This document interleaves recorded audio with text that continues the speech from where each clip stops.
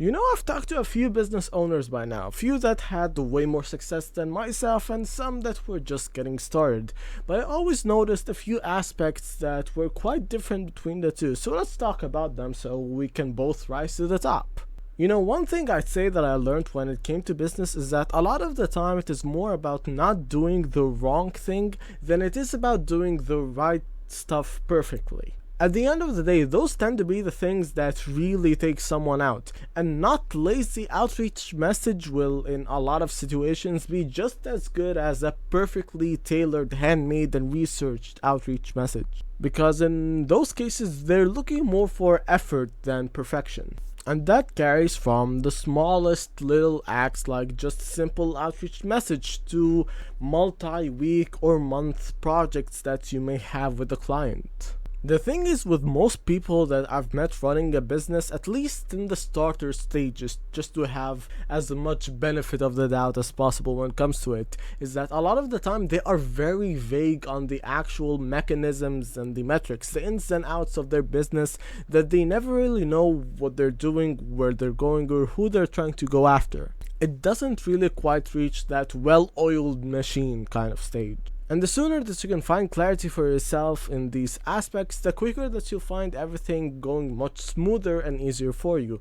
One of the biggest and the one that I struggled with most at first is that knowing who are the kind of people that your business is trying to serve. Who are you trying to go after? What sort of people is it going to help the most and deliver the most value? Because that's how you find the best connections, the most retention, the highest lifetime value clients. Everything just works out best in those people. The only job is to find as many of them as possible and just not mess it up when you do. So when you get a hold of them, and you eventually will, just by the virtue of trying and experimenting with a whole bunch of different strategies and outreach methods, the moment that you do, you will really need to make the most of it. And you do that by trying to learn as much as possible about them and their needs. What kind of person are they? How old are they? Where do they live?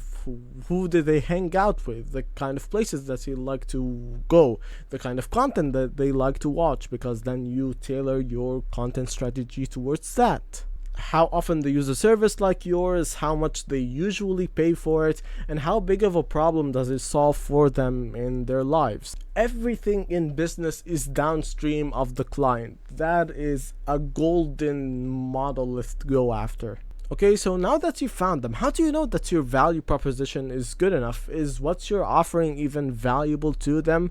Firstly, you have to find out what you're offering, i.e., using your own skills, services, product ideas that you may have, what kind of offer that you can make that can solve the biggest, most painful, profitable problem that they may have. The higher quality of a service or a product that you can make from your own expertise and knowledge, then the more valuable it will inherently be in a marketplace.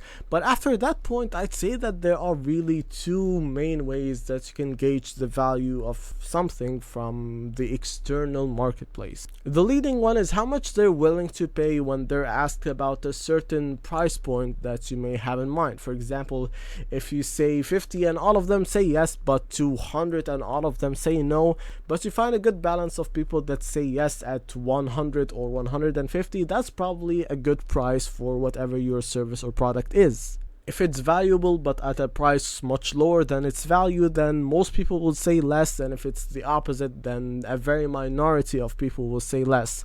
And some people just won't have that in their budget, and that's fine. At that point, you just change the client profile that you're going after. The second one, which is more of a lagging indicator, is what is your churn rate? How many of the clients that you actually do land tend to keep after a few months down the road? If the churn for you, for whatever reason, is super high, then the most likely explanation for that is that the amount of value that they're getting has such a high discrepancy between the price itself that they don't feel that they're getting a good enough deal on their money. They can't justify it for themselves in their mind. It doesn't solve a big enough problem for it to demand that price point, so they just chuck it out. It has happened a few times with me at the start. But I think just being consistent with it and putting a few hours towards it every day is what really trips most people up. The hardest part of it will always be in the beginning because you haven't gotten any positive reinforcement for your work yet. You haven't made any money yet. You haven't seen the rewards that come from putting in that level of effort. And until you do, the moment that it does happen, then the ball starts rolling and you want to genuinely do it every single day. And if you're looking for more, then you have to do more or different in a better way. If you always do what you've always done, then you'll always get what you've always gotten. The thing is, any amount of effort always compounds on itself, even if it's in ways that you do not have the capability of seeing. And time passes anyways, might as well make use of it. Now, obviously, we can't focus on everything and improve everything because that's the literal opposite of the word focus. And so we have to focus on something very specific, well, as specific as you can possibly be, and focus on improving that. Now, the first thing that's gonna pop into your mind is make more money. Sure, but how? Is it creating more reach outs per day and sending them? Is it making more lead magnets so that the reach outs that you do send convert better?